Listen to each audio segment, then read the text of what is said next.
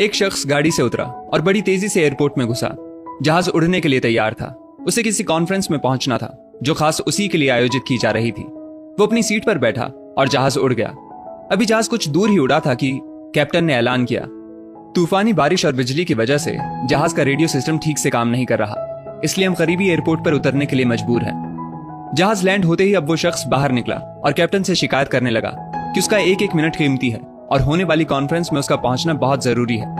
पास खड़े दूसरे मुसाफिर ने उसे पहचान लिया और बोला, डॉक्टर पटनायक, आप जहां पहुंचना चाहते हैं टैक्सी द्वारा यहां से केवल 3 घंटों में पहुंच सकते हैं। डॉक्टर ने उस शख्स का शुक्रिया अदा किया और टैक्सी लेकर निकल पड़ा।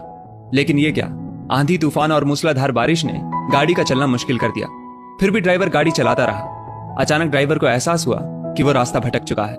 नाउमीदी के उतार चढ़ाव के बीच उस शख्स को एक छोटा सा घर दिखा। इस तूफान में वही गनीमत समझकर गाड़ी से नीचे उतरा और दरवाजा खटखटाया।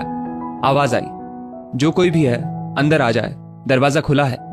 अंदर एक बुढ़िया आसन बिछाए भगवत गीता पढ़ रही थी। उसने कहा, माँ जी, अगर इजाजत हो तो आपका फोन इस्तेमाल कर लूं। बुढ़िया मुस्कुराई और बोली, बेटा, कौन सा फोन? यहाँ ना बिजली है ना ही फोन। लेकिन तुम बैठो, सामने चरणामृत रखा है, पी लो, थकान दूर हो जाएगी। और खाने के लिए भी कुछ ना कुछ फल मिल जाएगा, खा लो ताकि आगे सफर के लिए कुछ शक्ति आ जाए। डॉक्टर ने शुक्रिया अदा किया और चरणामृत पीने लगा। बुढ़िया अपने पाठ में खोई थी कि डॉक्टर की नजर उनके बगल में पड़ी। एक बच्चा कंबल में लिपटा पड़ा था जिसे बुढ़िया थोड़ी थोड़ी देर में हिला देती थी। बुढ़िया ने पाठ समाप्त किया तो डॉक्टर ने कहा, माँ जी, आपके स्वभाव और एहसान ने मुझ पर जादू कर दिया है। आप मेरे लिए भी दुआ कर दीजिए, ये मौसम साफ हो जाए। मुझे उम्मीद है आपकी दुआएं जरूर कबूल होती होंगी। बुढ़िया बोली, नहीं बेटा, ऐसी कोई बात नहीं। तुम मेरे अतिथि हो और अतिथि की सेवा ईश्वर का आदेश है। मैंने तुम्हारे लिए भी दुआ की है। परमात्मा का शुक्र है, उसने मेरी हर दुआ सुनी है।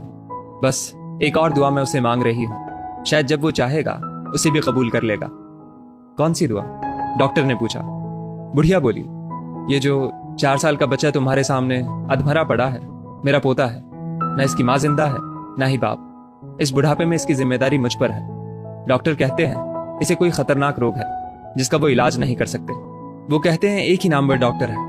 क्या नाम बताया था उसका? हाँ, याद आया, डॉक्टर पटनायक। वो इसका ऑपरेशन कर सकता है। लेकिन मैं बुढ़िया कहाँ उस डॉक्टर तक पहुंच सकती हूँ? बच्चे को लेकर जाऊं भी तो पता नहीं वो देखने के लिए राजी भी हो या नहीं। बस अब बंसी वाले से यही मांग रही थी कि वो मेरी मुश्किल आसान कर दे। डॉक्टर की आंखों से आंसुओं का सैलाब बह निकला। वो रूंधे कंठ से बोला, माई, आपकी दुआ ने हवाई जहाज को नीचे उतार लिया, आसमान पर बिजलियां कौंधवा दी, मुझे रास्ता भुलवा दिया ताकि मैं यहां तक खींचा चला आऊं। हे भगवान, मुझे यकीन ही नहीं हो रहा कि कन्हैया एक दुआ कबूल करने के लिए अपने भक्तों की इस तरह भी मदद कर सकता है। दोस्तों, वो ईश्वर सर्वशक्तिमान है। जहां इंसान बेबस हो जाता है वहीं से उसकी परम कृपा शुरू होती है।